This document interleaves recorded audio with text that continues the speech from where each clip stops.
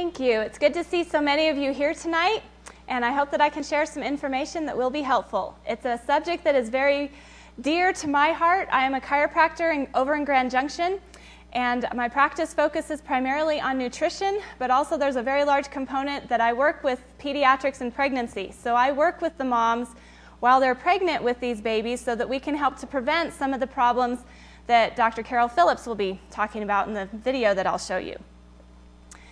As you can see on your handout, we're here tonight to talk about primitive infant reflexes. So what are these? One definition states that primitive movement patterns can be demonstrated in healthy infants. The disappearance of these movement patterns demonstrate that higher cerebral pathways have established dominance over the primitive reflexes as the nervous system matures. This comes from one of our pediatric chiropractic textbooks. And it still has a lot of really large words in it. So as we break that down, let's look at what some of these words mean. From a medical dictionary, a reflex is an involuntary reaction to a stimulus applied to the periphery and transmitted to the nervous centers in the brain or the spinal cord. So what this means is it's an involuntary reaction, meaning it doesn't have to go through the processing centers of your brain. It's something that you don't have to think about. Applied to the periphery, that's just a fancy word that means the outside of the body, so like the fingertips or the skin, and it transmits a message to the central part of the nervous system. The central part of the nervous system is the brain or the spinal cord. And then there's an opposite reaction that then sends a message back out.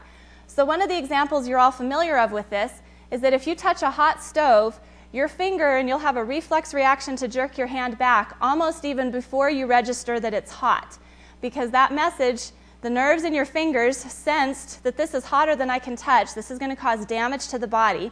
It sends a message to the spinal cord, and in this particular instance, it only has to go to the spinal cord, and then it sends a message back out to the motor neurons in your arm to contract your hand away.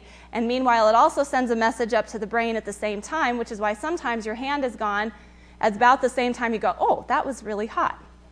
So that's what a reflex is. There's these involuntary reactions. They're things that happen when a certain stimulus is applied. So these are the kind of reflexes we're going to be looking at that take place with the baby as well.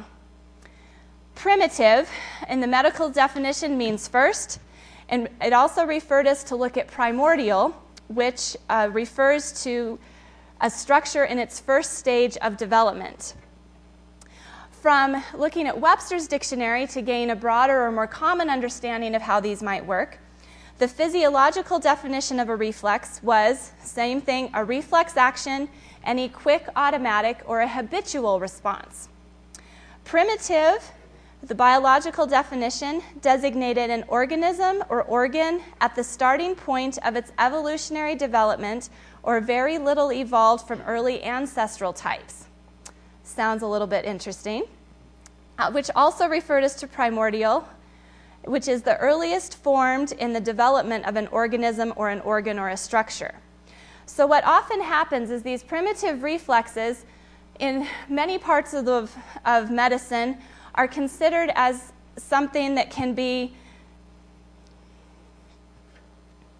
that they're looked at as the baby developing through the different evolutionary processes that maybe because they have a cross-crawl pattern at this stage or a homolateral pattern of crawling that relates to when they were a reptile or when they were a bird or when they were, that it's a lower life form and then they have to evolve into a higher life form. And the connotations that the word primitive carries with that can flow directly out of, and people can just assume an evolutionary process is taking place there. So what I want to show you tonight is that that's not what these mean, that we need to take the words primitive in its strict medical definition of simply meaning the very first reflexes. And that these are automatic reflexes that the baby possesses, that the overlying usage of the word primitive going back to evolutionary stages and changes is not something that we're going to consider. When we look back to the first definition, that the combined definition up at the front, that the disappearance of these movement patterns demonstrate that higher cerebral pathways have established dominance over the primitive reflexes as the nervous system matures. And so we're having a developing nervous system as the baby is maturing from infancy to toddler to childhood to adult, but we're not going through a macroevolutionary process where the baby is evolving or having remnants of a previous stage of development. Sometimes these reflexes are also referred to as vestigial reflexes, and I came across something or a comment within the last year that referred to, well, we don't know why the babies have these vestigial reflexes.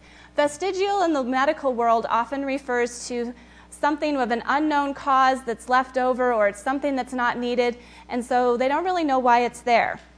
Which we can then ask the question, well, why are these reflexes no longer needed? Why do they go away? We acknowledge that they do, and we're going to look today at how it's because God created it that way. So this process of fading or extinction of the reflexes does not refer back to evolution, but to the complexity of our developing nervous system as we mature.